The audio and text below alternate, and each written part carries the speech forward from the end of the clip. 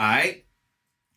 Yo, what's up? What's up? It's the one and only hip hop gamer, Hot 97, Logitech G, 2K League, baby. What up? It's going down, son. Let me know if everything look good and sound good because it's about to be real. You know what I'm saying? We seeing PlayStation 5 specs, we seeing Xbox Series X specs. Everybody got something to say, but I didn't just want to respawn, you know what I'm saying, talking about what we saw, you know, like everybody else did. You know what I'm saying? I'm always trying to raise the bar and set new standards, and I'm blessed to be in a position to do so. So, one person that I have to introduce real quick, you know what I'm saying? Decoy Games in the building, you know what I'm saying? We got the one and only Ahmed and Khalil in the building. What's up? Clap it up. What's up? All right, so first, Khalil, how you feeling? What's going on? Good, man. Just, odd times, but we're being productive, staying healthy, exercising a bit, working on the game. We are like right there to finishing. If anything, this is giving us some extra time. So honestly, just staying positive. That's all. Positive, safe, healthy, all that good stuff. Absolutely. So now we got the one and only Ahmed in the building. Yo, Ahmed, what's going on? So how you feeling? So what's good, son? I'm good, man. You know I'm always good. So, just like Cole said, odd times, but we're gonna keep our spirits up. So we're looking forward and keeping things moving. So that's what I'm talking about. So now the next thing I want to say, you know, I got to represent my boy. You know what I'm saying? They saying expand the screen. Let me expand the screen. All right, cool. We should be good. Let me know. Does that look good, y'all? Let me know. I'm looking at the chat right now. Hey, babe. Oh, is it good?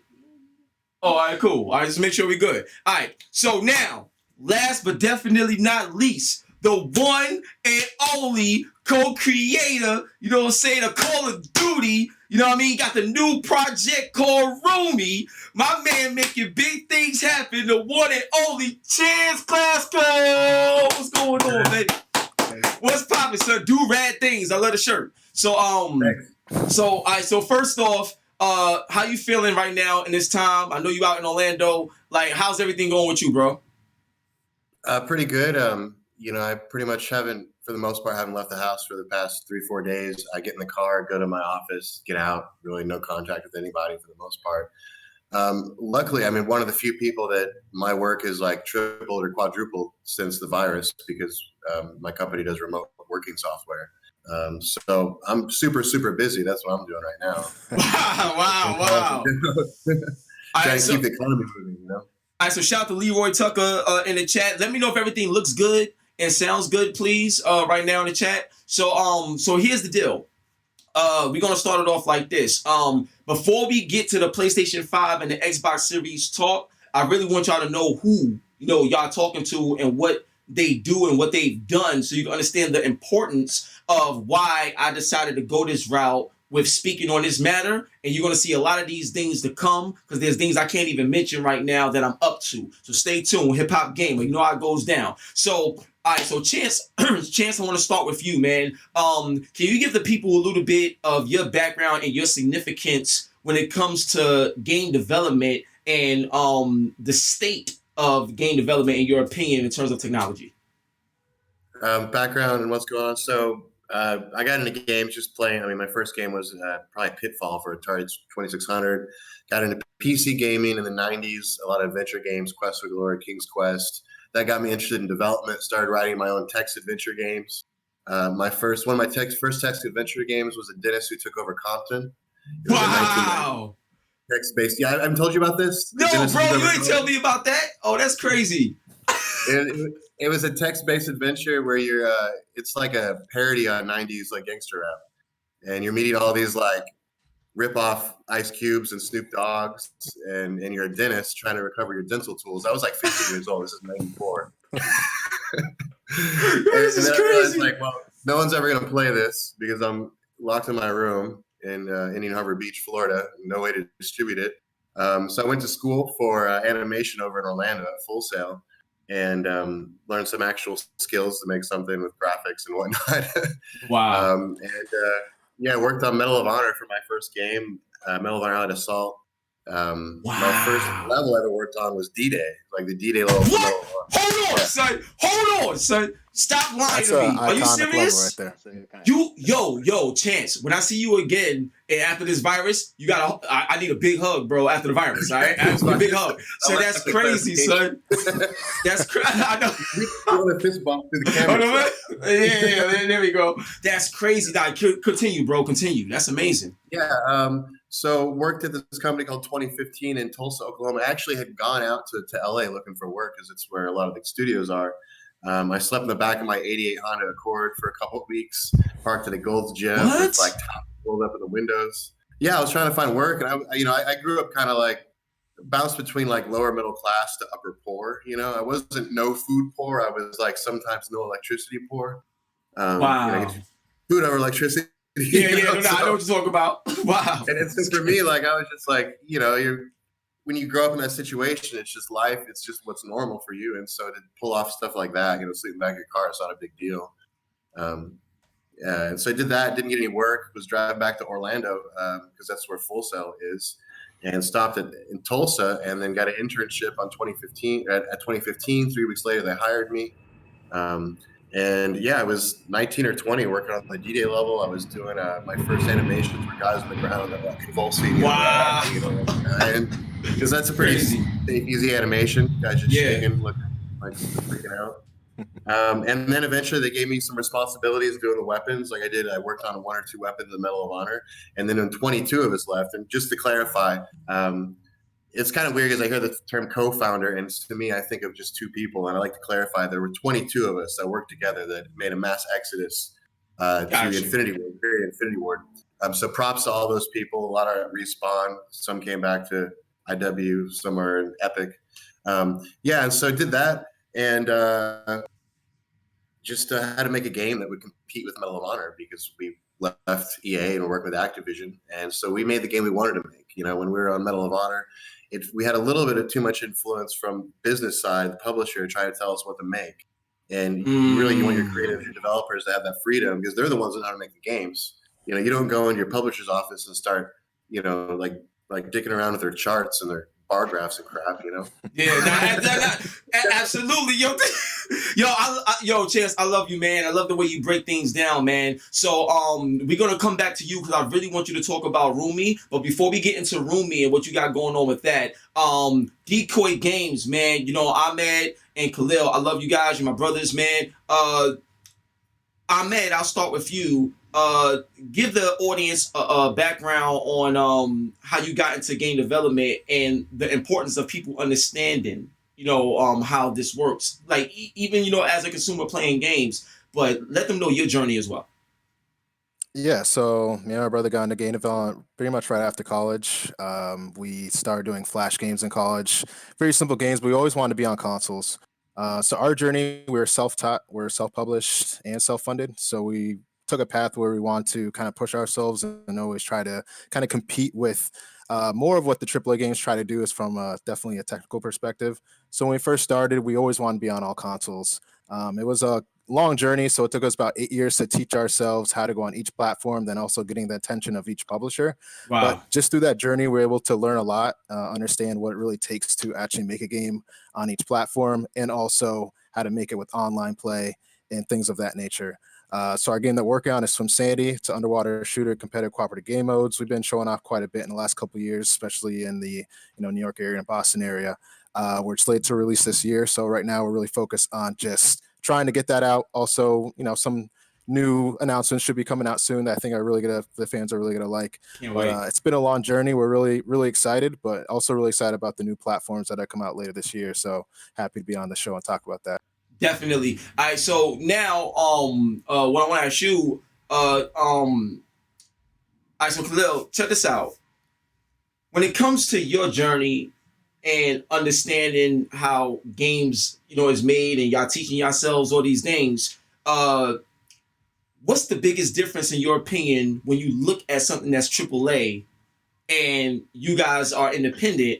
But there's been times where I've seen independent companies outperform AAA companies, and they got the budget, they got access to all these other things. So talk a little bit about that difference, in your opinion. Yeah, I mean, I think the crazy thing is nowadays indie for some reason has been associated with amateur, and that's not the same thing. Indie just means that you're independently owned. The biggest difference between like a AAA game and an indie game is the same thing you see with like big budget movies versus like an independent like Sundance movie. It's just a bigger budget, bigger production. So a lot of times they have a lot more funding that goes in behind their games, a lot more resources, which allows them to make these kind of huge productions. But as far as making like a quality game, indie developers go through the same struggles that AAA developers go through. We're fighting the Mm. same battles as far as like from the creativity standpoint. It's just a different operation of working. Honestly, one thing that we've been trying to push is not so much coming out here and saying, oh, us indies are more creative versus the AAA guys who are just robots. It's just honestly, we're all out here trying to make creative games, and we're actually trying to show that there's a lot more similarities when it comes to what I usually call like professional indies versus like AAAs, because I don't think that Mm. indies are the same Yeah. thing as like an amateur developer. Mhm. That's Yeah, and I interesting. think that like AAA needs indie developers because AAA isn't innovating like they used to. There's too much of a big budget, right? If you're dumping $100 million on a game, you're not going to want to try new things. That's You know, absolutely true. so what AAA does, they wait for some awesome mechanic to be implemented by an independent developer in an indie game. They know it works. It's been play tested, and then you try it out. In yours. I mean, think about everyone's doing battle royale. Like PUBG was an indie game. Right, right. Technically it still is, but it's what he talked about, like indie professional level. Right. So yeah, indie developers are very, very important for this industry, for the whole industry, not just the indie industry. Yo, that's interesting, man. I love the fact that you touched on that, Chance. So now coming back to you, Chance, Rumi, please let everybody know what Rumi is all about. Because the way you talked about it, it made me think about PlayStation Home, but if it was in VR or something like that. Like that's what made me think about. But let everybody know what Rumi is about. And also because of the situation that we're in, why is it doing so much better because of the situation we're in? Like, so break it all down on why people want to be a part of this. So if you think for the history of humankind, we've been communicating face to face, an exchange of like facial emotion or like facial expressions, eye movement, body language, vocal intonation, little tiny things that add together to create communication, right? And so when I'm talking to you and I hear the inflection in your voice, your excitement, that's giving me like little shots of dopamine or maybe serotonin, making me happy about the conversation. And that's how humans have been forever. Up until about 100 years, we started finding ways to bridge the gap distance or to actually bridge distance, using first the telegraph and then the phone, et cetera, all the way up to video conferencing, right? And now social media. And social media, we've actually dumbed down communication to something less than binary. So think about Facebook, right? Forever, we've been communicating, having enjoyment in our conversations through these complex things. But now people are posting things, and the response they get to have enjoyment is either a like or nothing. It's not even a like or a dislike. They've taken something that is super complex and made it less than binary, right? And so we're seeing studies of people that have basically grown up on social media now because we're finally far enough in history to have people who've grown up with it their whole life. And the ones that have overconsumed, versus face-to-face, socializing, they're dealing with issues of depression, anxiety, because their brain has been programmed to respond to this really dumbed down form of communication, right? And so with VR, what we can do is we're collecting that body language. You can hear the person. The newer headsets can track eyes, so we have that data. And so we're collecting more human data, and now we can apply that onto an avatar, and in real time you can see that data. I can see how they're moving as they're talking. I can see what their eyes are looking at, kind of thing, right? And so we've kind of gone full swing. We've gone to like dumbing down socialization within the internet to as dumb as it can get, and now we're like swinging back up. We're finding ways to rehumanize an experience. Absolutely. And so when you get into VR in a social VR situation like Rumi, with other people who are in VR and you're seeing their body language, you're hearing them, out of your left ear when they're to the left of you. All these things come together to create something that feels like real life, except it looks like a video game when you're inside. Wow, yo, can we try this? Can we all do this now? Like, we could just like download the app and use it. Like, I wouldn't suggest right in the middle of this interview, but, but yeah, it's free. It's free. It was usually free up to 3 people. Now we're free completely. Everything's free up to 40 people in one room, as many rooms as you want. We're usually $15 per person per month, but we realize that we're in a pandemic and the economic implications can be as large or larger than the actual health implications. Because, it's very easy to see, if someone has a virus and they die, that's very direct. But when it comes to the economy, we don't necessarily see everything directly. It's like people just get poorer and then all of a sudden people can't afford things and maybe they can't afford healthcare or something. So it's a less direct connection, but we know that we have to keep this economy going. And the economy is very global. We've got, if I think of all the people that have contacted me in the last week, it would be less than half are in the United States. So we need to keep these gears going. We need to keep people spending their money, earning money, because we're going to be locked up for probably, I bet you, at least 2 months. Yeah, it's crazy right now, man. Everybody stay safe and God bless y'all, everybody that's watching. Yo, so Khalil, I want to come back to you, Khalil. And this question is for everyone, but Khalil, I want you to take the first answer on it. So, PlayStation 5, Xbox Series X, there's a lot to tackle here. But I'm going to be very direct, like with my questions, because the audience deserve clarity on everything that's going on and education at the same time in layman's terms. You understand? So let's break it down. Now, the biggest thing that I see as someone that's a gamer, a consumer, media personality, the biggest thing that I see that's the biggest difference between the two is the impact of the SSDs. And the reason why, to me, that's the biggest thing that I think everybody should be focused on is because it's the number one request from developers that they wanted to have. And without the developers, no platform exists, period. So that's why I look at that as the most important thing, because the people that's going to make your platform thrive, they said so. So based off that, Khalil, I'll let you take it away, but I want everyone to answer that question. But I'll start with Khalil. What is your thoughts when it comes looking at the specs of PS5 and Xbox Series X when it comes to that SSD situation? Yeah, so I think speaking from a developer standpoint, right? We could be clear that we have not started developing for the next gen console on any level. So we're just speaking more from speculation on our sides as well. Okay. There's still one more layer before it gets to us, right? So there's the specs that come out of the console, but then there's like actually the like development layer from the engines. So we haven't received that layer or played around with that layer yet. So the engines still have to create their, I guess you could say, like connection layer that comes to us as developers.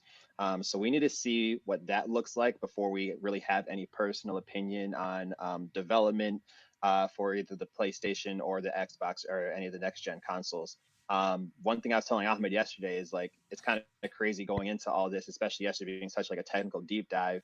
I don't think that gamers can sit back and choose, who's ahead or who's not based off specs. In the history of any console generation, no console has ever won based off specs alone. Like you have to execute, whether it's based off like the games that you release or even like programs and whatnot. And some examples that I have are that going into next generation or stuff like, Game Pass that Xbox has, some of these like streaming services and whatnot. I don't think that consoles went off just specs alone. Like there's a lot of execution that needs to happen based off those specs and put into the actual application. Got you. I appreciate that. So Ahmed, what are your thoughts on that question when it comes to the SSDs and the impact that you feel they're gonna have based on what was shown and talked about? Yeah, kind of just reiterating a little bit what Khalil said. I don't think any of the information that we have up to now can say, okay, this console's ahead of, compared to the other. I don't think you can make that differentiation yet. But as far as the solid state drives, that's definitely the biggest one of the biggest difference from the previous console generation to this one, and that like makes it more like a PC. Since the console generations are so long, I mean, we made so many advancements. Just switching to solid state drives is more of a standard. Typically, you want to run your games off there. So the loading is just going to be so much quicker. And Cerny went into this in a lot of detail, probably a level of detail that's probably hard to understand. But really, what you're going to see with that fast loading, I think my favorite part of the presentation was when he talked about how level designers actually design level based on when you can load different parts of the level later down the road. So you might find a world that has a lot of turns and a lot of blockades just so that you can take time to load later. These type of techniques that developers need to use, it definitely has an effect on how the level is designed, right? So if you just know now that you can turn around and the part of the level where the textures can pop in, you can the entire way that developers make a world changes. Like that changes a lot. It's just something that simple. Now when designers go to design a game, they might come back and say, this is a beautiful world right here. But a technical person might be like, well, we can't really do that because, you got to think about loading, you got to think about all these different aspects. So if you get rid of that part and say, as a designer, we can actually do this and make this type of bigger world. And there's been so many great techniques to get around these problems, but to have that be taken away, there definitely will still be obstacles that are there, but to have that loading be that quick at runtime is going to make a huge difference. And we're going to start seeing some games that are going to bring in even bigger worlds and done differently. Like even with Cyberpunk that's going to come out later this year, I'm sure even though that's going to like probably push really this generation, if they were able to develop that game on just the next generation, like it would probably be way different. Like just the way you navigate through the level, the design behind it, just because that simple standard of having a solid state drive and being able to load that quickly. Yeah, we've never had a AAA game that was designed around everyone having a solid state drive. Right. So, people are going to think, oh, the load times. It's not so much. Yeah, the initial load times when you're going into something will be quicker, but the big difference is, you're talking about the streaming aspects. When you can stream, textures in it. I don't know if it's like how much faster SSDs, like 5x. It's faster. Yeah, so the stats of the PlayStation 5 SSD is that it can do 5.5 gigs a second, and it's customized, specifically designed for the PlayStation 5's architecture overall. So it's not something that's on the market right now, and it's something that you just can't buy from a PC part. And they was talking about the I/O throughput because there's 6 different layers. So even if you get NVMe M2 chip, it still doesn't necessarily mean it's going to work the way it's supposed to work. Yeah. So and then they talked about Kraken, and Kraken is a tool because they used to use zlib. So now they're using Kraken, which when it's compressed, it's up to 9 gigs that they can move fast. So pretty much think about it like this: like a whole Xbox 360 game they could dump in 1 second. Like a whole game in 1 second. So they was talking about all these things. So my question to you, Chance, like same question is, when in the process of making the Call of Duty games that you did make, looking at the specs that you've seen of PS5 and the specs that you've seen of Xbox Series X, if you was making a Call of Duty game right now with that type of hardware, what do you feel the biggest difference would be between the two? In your opinion, if it was all up to you and you was leading that development charge? I would say that, with looking at the whole package, we should be seeing a standard of 4K 60 FPS. I mean, I think that's what developers should aim for. I don't think there's any reason to go below that. You've got the resources for it. And on top of that, your textures, because you could have, say, for instance, a game rendered at 4K, but if your textures aren't high res, you're going to get close to them, and it doesn't really matter that you've got a 4K resolution being rendered, right? But now with that hard drive, you can have the frame rate, the 60 FPS, and you can have those high-res textures, even up to 8K, being streamed in, so that you're not seeing any sort of pixelization no matter how close you get. And that's going to be huge for VR, because the way we look at art assets in VR is different. You go right up to something in VR, and it fills your entire vision. So, 4K textures just aren't going to really cut it that long, for VR that long. You need higher. Biggest thing about it, you can go right up to a wall or something in a console game, but it's on your TV, and your TV is only filling maybe like a third of your vision, right? Well, VR is filling your entire vision. So now all of a sudden those pixels are a lot larger, and that's why you need higher resolution. So. Wow, now it's very interesting that you said that, because between Xbox and PlayStation is the one with the VR headset. Xbox doesn't have that yet, and it seems that they won't go that route because Phil Spencer already said that their core fan base isn't really asking or focused on VR at all. So the fact that you brought up VR is the same thing that I was thinking too, because that was in place. Like that mentality was in place when it came to VR. So now, Khalil, here's the next question that I wanted to ask y'all, and this is the common question that everybody has. Xbox Series X is 12.16 teraflops, and PS5 is 10.28 teraflops, and a lot of people just automatically say that, well, Xbox Series X got more teraflops, so it's just a better system. Case closed. And to me, just as a gamer, like that, to me, I just didn't believe that. The reason why is because if you look at PS4 Pro, which is like 4 point something teraflops, and Xbox One X, which is 6 teraflops. After looking at games like Spider-Man and God of War and Uncharted 4 and Ghost of Tsushima that's coming out, Last of Us 2, I've never seen anything like that on Xbox One X from an exclusive standpoint or anything at all. So my thing is, like, how much of it is just a number and how much of it is actually like this could just do more. Like, you know what I mean? So I'm just I really need this clarified. So I need y'all help on this. So Khalil, I'm gonna start with you. When it comes to the teraflops, what does it truly mean? And can someone just say because one got more teraflops than the other, that means their system is better? No, because it's not a box score. That's the thing. It's not like you're looking at somebody's score versus another, right? And a lot of those things, when it comes to development, it comes to how the developer is able to apply certain techniques, utilize. Because let's be honest, like most 80% of games are going to be cross-platform anyway. So most developers are going to be looking to maximize across like the lowest equality across the consoles that they're releasing for, right? So you typically don't develop for the strongest console. You develop for the easiest. And you make like little adjustments along the way per each console. So from a developer standpoint, we don't work like when we work, we're not working off specs, right? And we're typically not limited by the specs themselves. Typically, we're limited by the engine in our experience, right? What your engine allows you to do and what it does not allow you to do.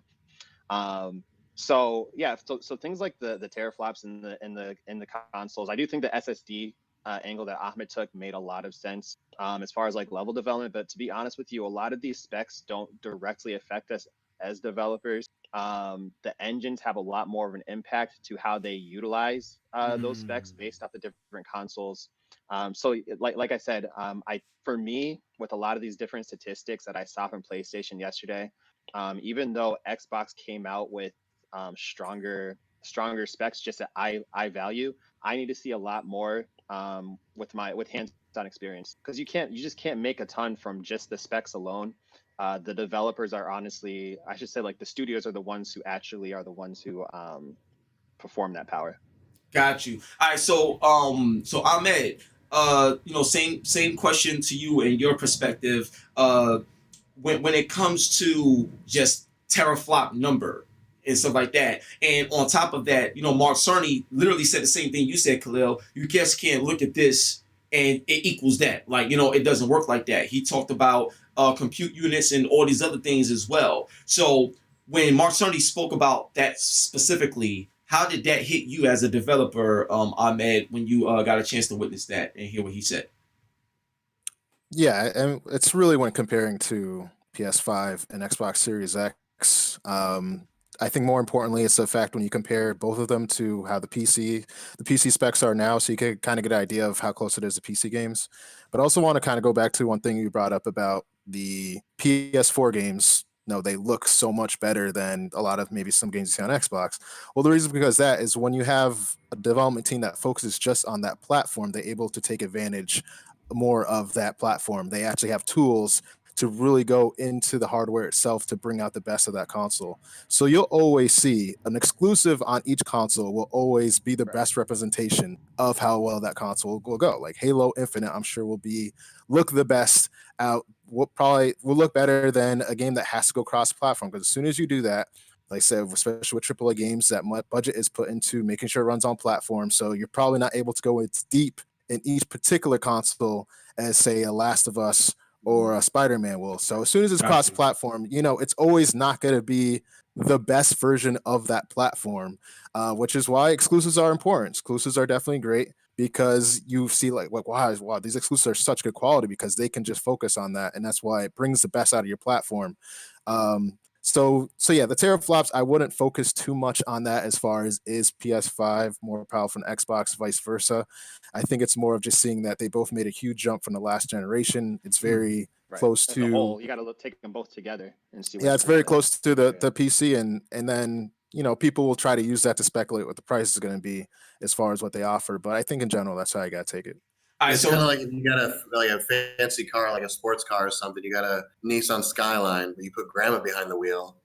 And, you might have someone a Nissan Versa that can beat grandma in the Nissan Skyline if she didn't know how to drive. Right. Yo, No offense to just, It's grandma. true.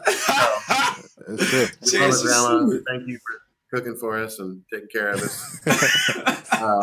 But yeah, it's like who's behind the wheel, Right. Yeah. So it should be more of a conversation of who's making what as opposed to what numbers are. That's one based on what y'all telling me. And the second thing, and this is for you, Chance, with developing the Call of Duty games and just the team that you're working with, the engines that you've used and stuff like that.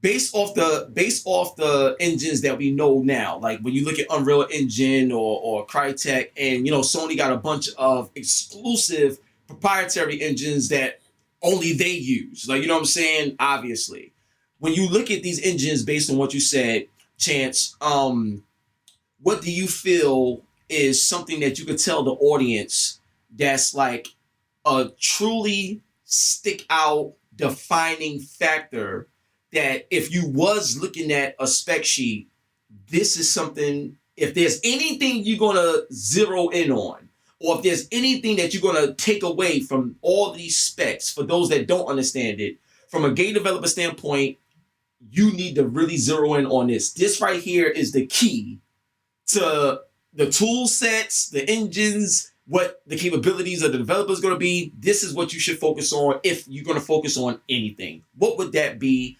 And break it down. Probably a better question for like an engineer, but I would go back to the SSD aspect. I mean, I think that's going to make the biggest difference in just the engines and their ability to stream content really quickly, especially for VR. Like I said, you need higher resolution for VR, and we haven't had a console with a good VR headset. I mean, PSVR is pretty impressive for what it's running on, but it's still not quite there yet. So yeah, I would say just as far as the hardware itself goes, the SSD is going to make probably the biggest difference in conjunction with the GPU. So. Got you. Okay, so now my next question. Now, before I get into my next question, I want to make a statement. There's a lot of people in the chat right now. So if y'all have any questions for Khalil Ahmed of Decoy Games, or if you got questions for Chance to talk about Rumi or his experience with Call of Duty and Infinity Ward and stuff like that, please drop them. Please drop them in the chat, and so we can get those questions answered. Now, my next thing is I want to take time out to celebrate y'all and what y'all do and what y'all done and accomplished. So, Khalil, man, I just want to let you know personally that I appreciate your level of humbleness and focus and passion when it comes to what you're doing with Decoy Games and Swim Sanity, man. I love you for it. Y'all see me, I got the shirt on. Like, I love y'all for it. Ahmed, I love your aggressiveness when it comes to the industry and your will to do more and want more, out of what you poured your life into. I really appreciate that, and I love the legacy that you're leaving. Chance, man, like, you changed so many lives, and you're a beacon and inspiration for a lot of people that want to, emulate things that y'all already set a path for. So I love your dedication and your patience that allowed you to get to the status that you're at right now in terms of greatness. So you all are great. I love you all. I appreciate y'all. And I just want to take a quick time out to just appreciate y'all and thank you for your time being here. I got a few more questions and then we'll wrap it up. But, this is HipHopGamer. You know what I'm saying? You know how I get down. You know what I'm saying? I got to represent. You know what I mean? So now my next question, I'm gonna aim this first at you, Chance. One of the big things is Chance, shout out Amira, because they just said Chance is the truth. So give a shout out to Amira. What does that mean? What up, Amira? Am I a cult leader now? Take it and run with it. No, that means you that dude, man. Come on. You got shout out Amira. Your dagger, grab a goat, people. I'm starting a cult. But I appreciate it. I know it's positive. Thank you, Mira. No Shout out doubt. to- So Nitrous said he had a question, but I don't know what the question. Oh, Armor. Oh, okay. I know what Sony showed yesterday was this. I'm sorry. I was just trying to see what people were saying. Sam has a great question. What's the question that Sam has? I'm sorry. I'm just trying to get this question to y'all. Sam Walton is, how can a 3D audio tech be utilized in this generation based off the info? It's more. I got one of Got you. those chairs. Okay. All right, cool. This is so perfect because this is something I was going to ask. So Mark Cerny went in depth with 3D audio. And I'm telling you right now, based on what you was talking about, Chance, with VR, and I've heard 3D audio before. I know a lot of people was like, yo, what's 3D audio? Like, what's like, whatever. But I'm telling you right now, when done right, it's crazy. So Chance, I'm going to start with you. What was your thoughts on the Tempest 3D audio that Mark Cerny had, spoke about and everything? And because you're so heavy into VR, how does 3D audio affect your entire gaming experience? Like, make people understand why that's important. Yeah, are you? I'm not sure you're talking like surround or like binaural audio, record like within the acoustics of the ear. Is that what you're talking about? The binaural, because 3D audio is kind of. Yeah, so it was the they used the HRFT. They was like the certain way of hearing or something like that. They were saying that. I think we're talking about probably this binaural audio where they actually have this like fake ears with microphones in them, so that when the audio is picked up, it works with the acoustics of the ear. And so as a result, when you're listening, it really sounds like people are there, like someone's talking, they're like whispering in your ear. It's an amazing technology. The only issue is that, as far as I know, they haven't figured a way to just generate it on the fly when you turn your head. So it works if you're just pointed one area. Now there's 3D audio, which is more of a generic term that could just mean like surround sound. Okay. Which is something we've always had in games. So I'm guessing you're talking about binaural. It's just that the term 3D audio, it could mean a lot of things to me right now. So. Okay.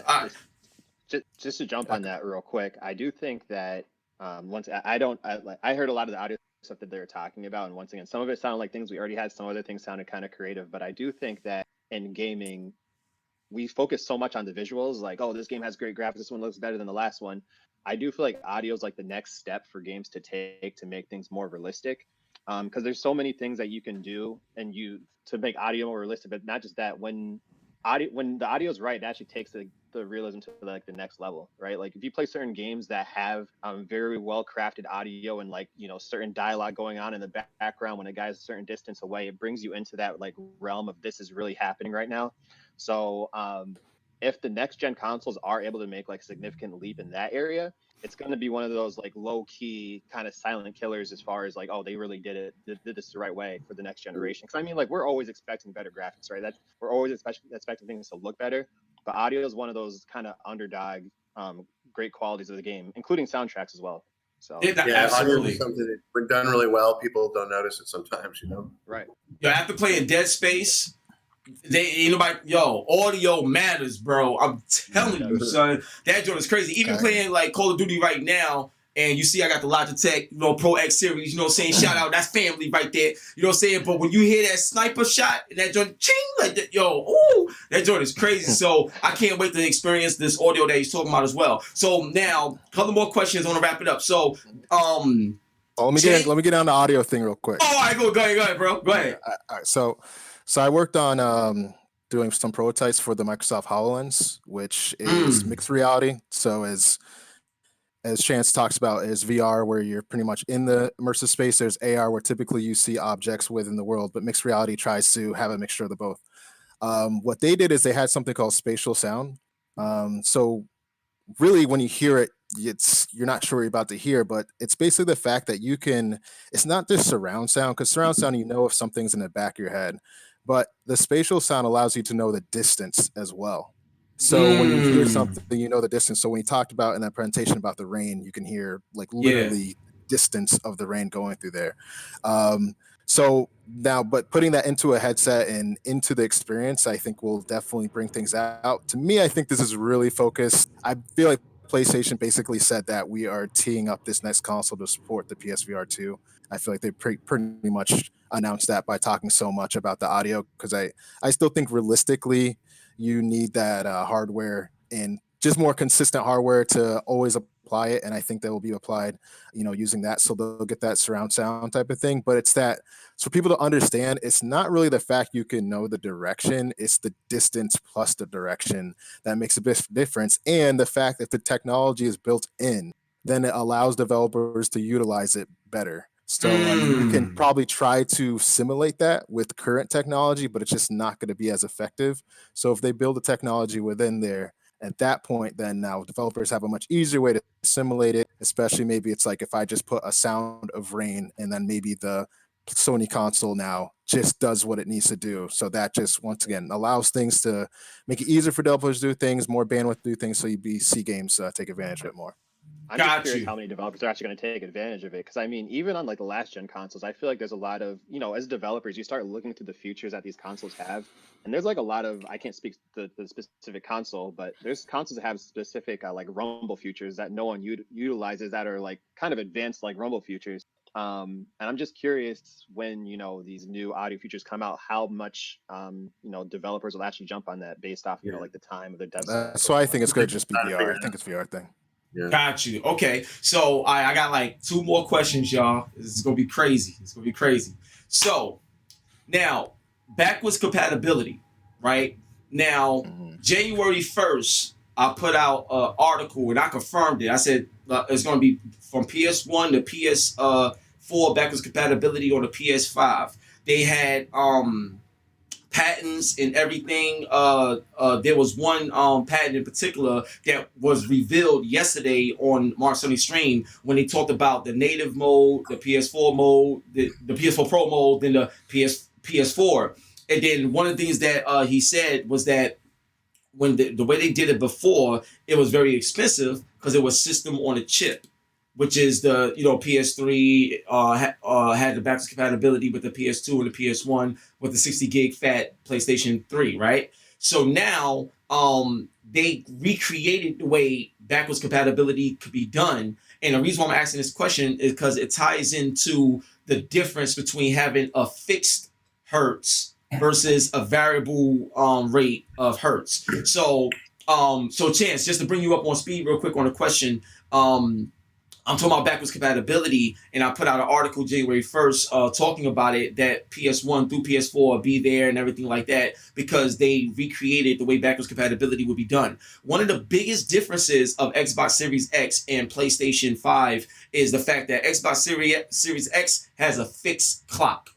Their clock is fixed, it doesn't change and everything like that.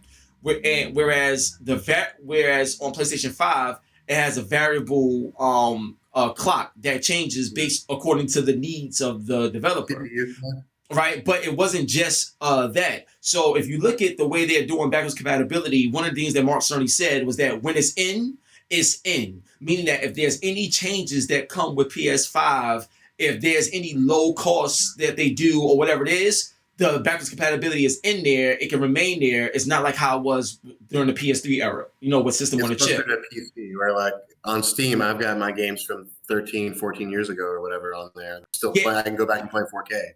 Yeah, exactly. Oh my! I'm glad you said that. Exactly. So the way they got it set up with the variable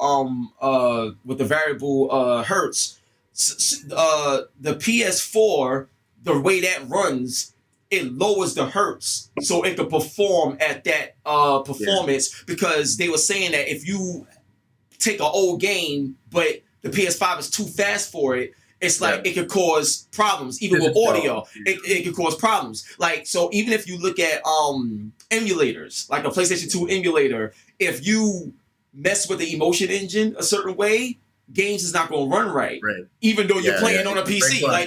It breaks. It breaks. Rely on often 60 FPS, and if you try to change that, things get wonky. So it breaks it up. So what I was saying is this new way of doing backwards compatibility within a console. One of the things that they said back in the day was that PS3 was so hard to develop for. PS3 was hard and this and that. So they were saying that all you have to do is take the logic of the way a system performed before, change that logic to fit in a new system. So when it runs in a way where it's variable, so it could just adjust to what was on a new platform.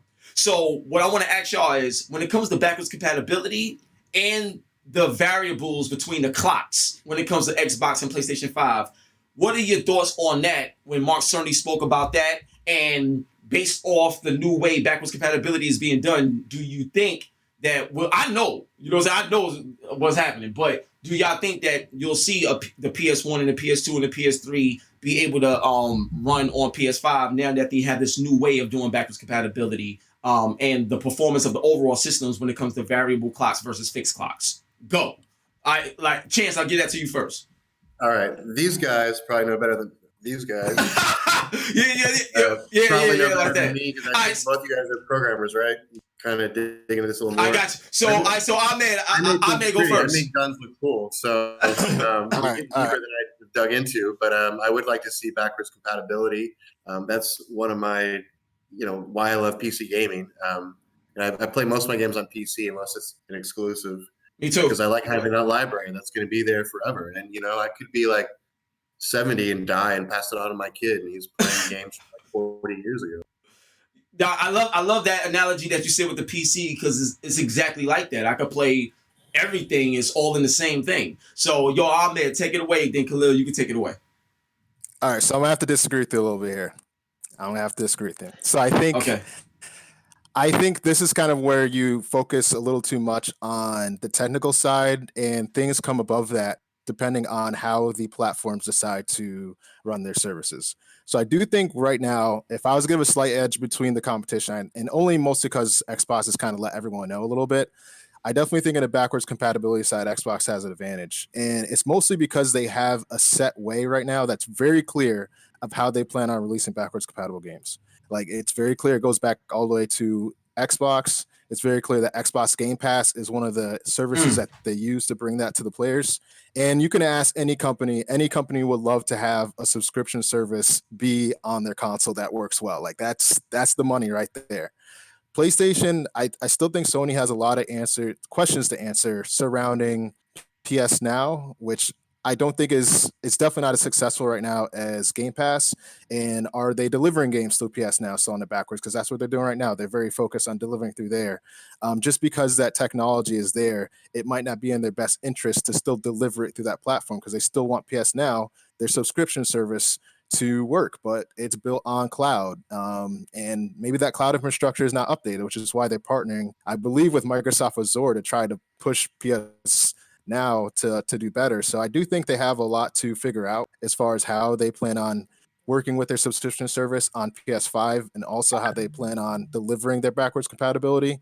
But I still think right now it's very clear that if you pick up an Xbox Series X, and especially if you have Game Pass, which I'm sure will come like with some trial at least when you're buying it, you have hundreds of games available to you, new and old. And I don't think so far Sony hasn't described exactly what that is. All they said is most of the top 100 games. I mean, I actually would hope that almost all the 100 games, to be honest, would have been confirmed by them, because I mean, that's top 100 is many more. So I don't know what that percentage is, but I do think for me, that's one thing I'm waiting for them to answer for, especially those early adopters, because consoles typically don't have great release lineups, to be honest, day one release. So really being able to adopt a new platform, figuring out how the backwards compatibility works, I don't think Sony's proved that yet. They have time, but I don't think they proved that yet. Got you. Khalil, your thoughts on that? Yeah, I mean, so when we first started the call, I was saying that specs don't win console wars. I think execution does, and backwards compatibility is huge for initial launches of consoles. Because let's talk about like the average gamer, right? The average gamer right now, they're sitting on their Xbox One or their PS5, and they're going to see this humongous price that comes in for these next gen consoles, and they're going to be looking at the games that they're currently playing and be like calculating the risk of should I buy a new game when I have these games I can already play. The console that comes in and says, hey, when you buy this, you can still play those, meanwhile playing like the one or two really good launch games that come out. That's a huge sell. I mean, PlayStation 2 was like one of the most successful consoles that had like the best backwards compatibility still today. And sometimes I think these consoles, they kind of lose visibility on how strong backwards compatibility is. But I do think that the execution on the backwards compatibility at launch will be a huge deal. at the way we're looking at it right now, it's very clear Xbox is doing. There's a lot of like vagueness to what PlayStation plans on doing on that end, which I think is what's frustrating a lot of gamers. Now, at the end of the day, look, if PlayStation, when they say we're going to have the 100 most played games, if they end up hitting all the games that PlayStation 4 gamers are playing right now, it might end up working. But I always think the more you can do as far as backwards compatibility, the better. And just to add on to what Ahmed said as well from the subscription service, I think that's going to be the other thing that plays in. Will Sony be able to do something similar to a Game Pass that allows gamers who may not be able to, like drop 60, 70, $80 on an individual game? I have $8 to spend per month. What can you give me for, my minimum, payment? So it's going to be a lot of interesting stuff to watch coming down the line. Also, to add to, Xbox did announce too that developers will be able to choose whether the games are cross-buy, so you can buy them on Xbox One X and Xbox Series X. Like, that's a pretty big deal. To be able to buy across both platforms. I mean, they just have a lot more clarity right now, and I'm really curious to see how that's genius, because you'll be building up your library without actually buying the console. And then maybe 7 games in, you're like, you know what? It's time to upgrade because I've got 7 games for my PS5 already or my Xbox Series X. Yo, and this you is can dope. tell even with the Series X name, and I know people like question the name, but the reason why they did it said Series is because they're starting to get away from the hardware being the main thing, especially Project X Cloud. They're running a service now with Game Pass. Like, they're trying to make the whole thing a service, and then you choose what platform you want to play it on. Do you want to play it on your Microsoft Store on your PC? Do you want to play it on your Xbox Series X? Do you want to play it on your phone through Project X Cloud? Like, they're starting to try to get away from the platform driving it, and they're trying to make it more of a service. So we'll see how Sony kind of compete with that. So actually, one thing I'm curious of is with this whole cross-buy thing with Xbox. I'm going to peel back the business side a little bit from a developer. When developers or studios, they see next gen coming out as a huge business opportunity for us, because if we have a game that was on like the PS4, we can then port it over to the PS5, and just naturally it makes more sales. That's just the honest truth of how game development business works. You see people porting next consoles all the time.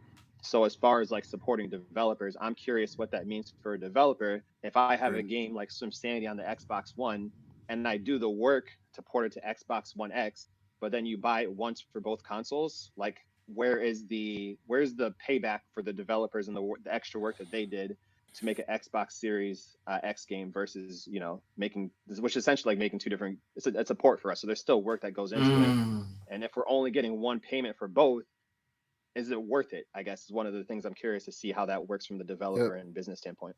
For sure. That's interesting. Yo, you brought up a crazy point just now, Khalil, because that plays a role in everything. Because how do you expect to get more if we're not getting what we need to be able to create more and develop more and sustain? That is a great yo. All right, fist bumps for everybody. Fist bumps for everybody, son. This joint is fire, son.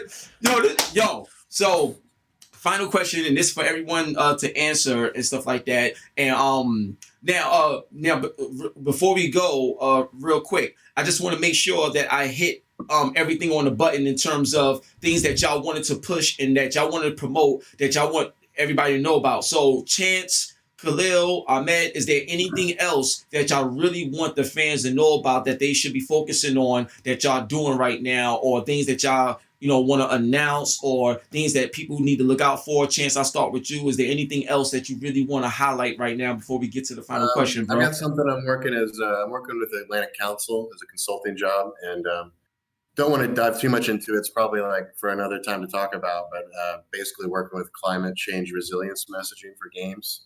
So that's pretty interesting. Like, and right now it's interesting because right now we're dealing with climate issues. There's a virus outside and we can't go outside. So keeping people inside gaming, that's a positive thing. But let's talk about the future, because that's a whole nother episode probably. Yeah, I know.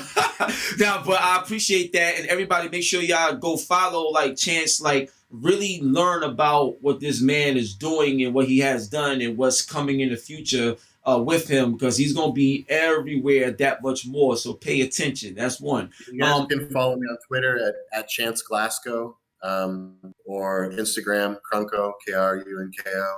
Don't ask about that name. I was 16. There's nothing to do with getting crunk. Man. Yeah. So, Ahmed, you too, is there anything in particular that you want fans to focus on right now? So I'll let Khalil give an update, but just before I do, I want to Yeah, thank Chance for go ahead. making his I might be lagging platform. on my side.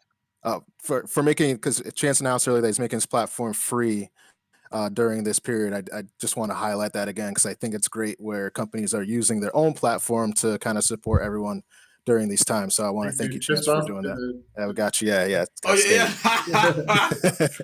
Yo, I love this, man. I love this, man. Khalil, yeah, go ahead, Khalil. Yeah, I mean, as far as Decoy Games goes, with everything going on, we just want to let everyone who follows us know we are still working on the game. I know we've been saying it's coming soon. That's because we're right there. Like I said, we're going through our console final certifications right now, and things are moving along really well. So, hopefully, along these tough times, we can get you guys some pretty cool news coming forward. So follow us, Decoy Games, Instagram, Facebook, Twitter. Come chat with us on Discord or, through HipHopGamer too. You already know what it is. So for that final question, right? Back in the day when we pop in Sega Genesis or Nintendo, whatever, like you put the game in, the game starts, you play, that's it. There was no downloads, there was none of this crazy stuff or whatever. Everything was just instant. One of the big things that they talked about in terms of PS5 was everything being instant. Like no more downloading patches and all this crazy stuff, no load screens, no nothing. Like everything is just instant. Do you think that the conversation will change? Chance, just to bring you up to speed on that last question. One of the we was talking about back in the day when you played Nintendo, Sega Genesis, whatever, everything was instant. You put the game in, came on, you played. Like that's it. There's no downloads, no installs, no nothing, no load screens. It was just you just play. So one of the things that Mark Cerny said that was so powerful was exactly that. Like going back to everything being instantaneous. No downloads, no load screens, no nothing. You start the game, you go. Like they talked about Spider-Man on the train. That won't happen. You just play the game. If you die, you're right back. Fast travel in a blink of an eye. All this other stuff. Do you think that once people experience that instantaneous feel of playing games in this modern day era, do you think it's going to be more about that experience, or is it going to be more about like, well, mine's look better than yours, or mine's did this and mine does that? But like, what do you feel the new standard would become? Because when that was said, even though a lot of people said the conference, like, was boring and they ain't show nothing, but when that was said, everybody was like, hold up, like that is something that gets on everybody's nerves now.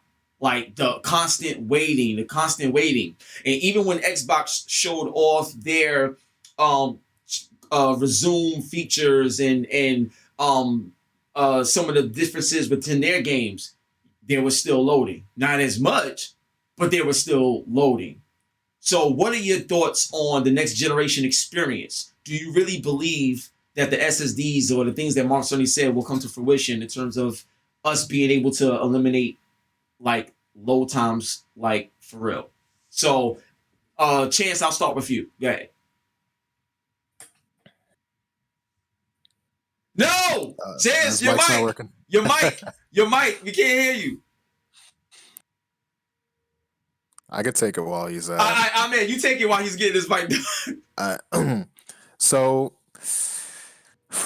I think there'll still be a pretty good loading times in next gen, and here's what I mean by that.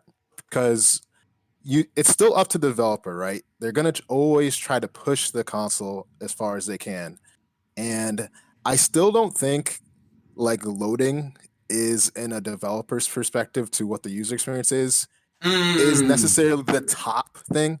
Like Chance said before, I do think 4K 60, and I hope it is everyone cross 4K 60 frames per second is like number one. I think people will target that. And then after I think we're getting echo now. Oh, we got the echo. So the 4K, the 4K 60 frames per second is what people are going to target first. And yeah, the loading of current games, the way games are currently made, will load a lot faster, but they're going to push the console very quickly to its limits. So they'll still be loading. It definitely won't be as bad as it was on a console, but it'll probably be very similar to what you see on top PC games right now. Okay. It's just it's still in the developer's hands. It depends on what they want. Because if they're like, okay, now I can build a world that's 5 times as big as Grand Theft Auto, like, yeah, it's gonna take time to load that. It doesn't really matter in that sense. I hope for as far as PS5 that they fix how quickly you download games on PS4, because I still think for whatever reason, and he talked about it a little bit, that that console for whatever reason just took a while to download games. So as long as they have that service working better, that would be, I think, a good thing. But as far as loading in general, that's still in the developer's hands. They're going to push the platform as far as they can. I still don't think loading is the top priority. It's a good priority, but it's not the top one. It's my opinion. Got you, Khalil. And then we're gonna let Chance take it at the end. Yeah.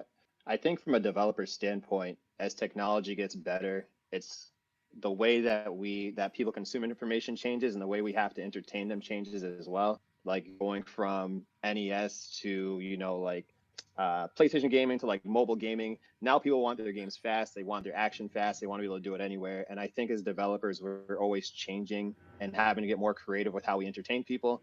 As Ahmed said, I'm sure as much as the loading is going to get better, there are going to be companies that now they have all this power, they're going to push it to its limits. But while we're pushing the console to those limits, we need to make sure that we're hitting people's expectations for always being entertained. And we've seen a lot of games do this nowadays. Like giving you something to do while a game is loading and being creative in those senses. So I think for us, it's on us as developers to make sure that we're giving you an entertaining experience, even in times where we have to, load the next level. Hopefully, the next gen consoles are living up to their name, and they make it easier for us to load the content that we present to you as quick as possible. But at the end of the day, I think it falls on the developers to be creative enough, even when we hit those limitations, to make sure that we're not giving you a boring experience. We're not having you sit there and wait for a minute on end while you can't do anything. And some games you can't even chat with your friends and stuff while the game is loading. Always giving you something to do during those periods.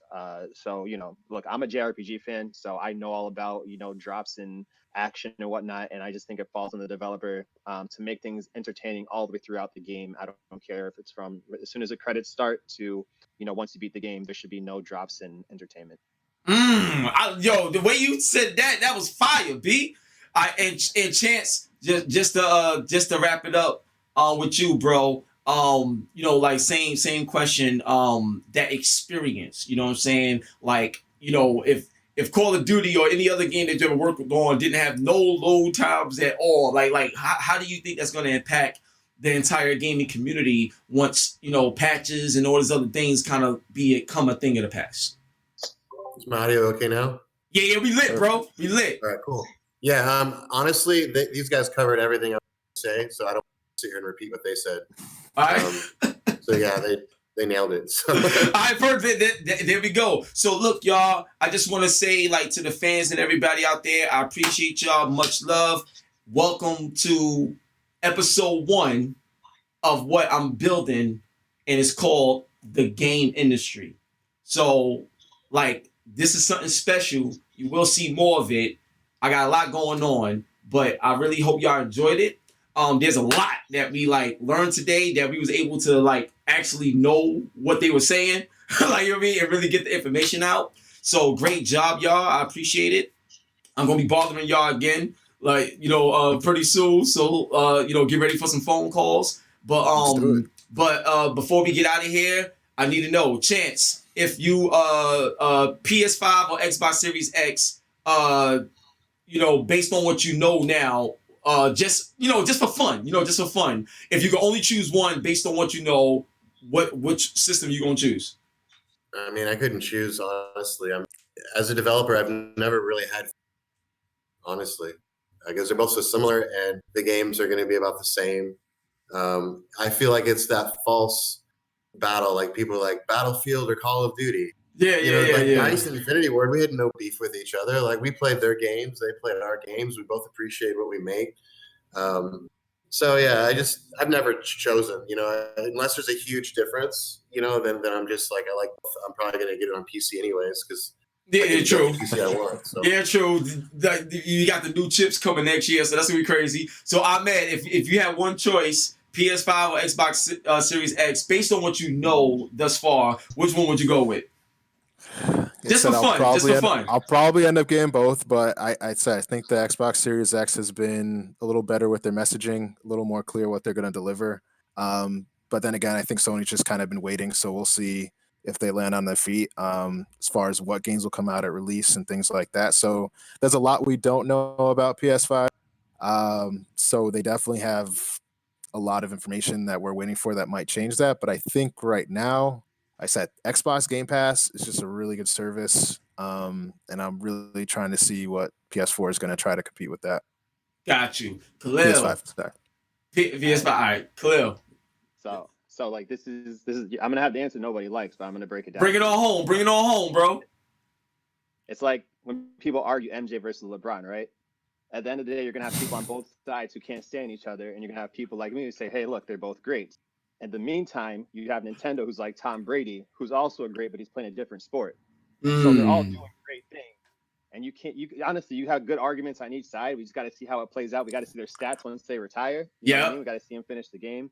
But right now, you can't. It's too early in the game. This is like preseason right now. You know what I mean? Like no one's doing anything that matters. It's just everyone's, they're going and throwing up layups and stuff during the scrimmages. But we got to see when the games actually start. Once the games start dropping, and who's throwing the biggest heavy hitters and whatnot, and then how they respond. So we'll see. I'm excited. Tells you nothing. I think that's the most important thing. As long as everyone's excited, just. Cool. The only thing I understood from that is that you miss sports, man. That's all that was. Yeah. He missed sports. Yeah, he missed sports. Anytime. I just want to talk about LeBron for once. I know, right? Yo, man. Before we go. Yeah. If there was like a esports league or fundraiser where you're taking professional like MLB, NBA players that are all sitting at home doing the same thing we are, would you guys watch that? Basically, yes. Imagine two players that have perceived beef with each other or something. Oh yeah. Or just maybe camaraderie with each other, playing, as themselves in NBA or 2K or, MLB The Show. I feel like now's the time for esports to just take off because everyone's thirsty for sports, and there's athletes that they all, 95% of them probably play video games. And I want to see LeBron and Kawhi battle on 2K. Right? Yo, I want to see that. And yo, you know what? Like they should make like one of the games count for the season. Like just they should finish the season. They should 2K. Why not? Yo, bro, come on, man. But FIFA did that. The whole team though has to be 5v5. Everyone playing their positions and everything. It's got to be okay. The bad players have to play. Oh, I'm rated 64. Too bad. Figure it out. South America, a soccer league in South America did this for FIFA. They both chose a champion. And they played, and it was a great game. I think like 60,000 people tuned in. So was it Brazilian league or? I think it was a Brazilian league. Yeah, probably. They're hardcore gamers over there. Right. Wow, this is crazy. So look, I want to thank the fans. I appreciate y'all. I tried to keep up as much as I could with the chat, trying to make everything go. But the fans is loving it. They really love what we're doing here. So you definitely going to see more of it. Stay tuned because I got a major announcement to make at a certain time, and when I make that announcement, you're gonna see this on a regular basis. So one love and God bless. Yo, Chance, love you. Khalil, love you. Ahmad, my bad, Ahmed, love you. God bless, and y'all have a great day. And play some games, man. Let's get it. That's right. We out here, man. So one and only hip hop gamer on your hot 9-7 every day. That's my word. One love and God bless. And shout out to Red Infamy. That's my girl right there. She the queen. You already know what it is, man. Go follow her too. Let's get it, baby. Peace. Later. Wow. Wow. That was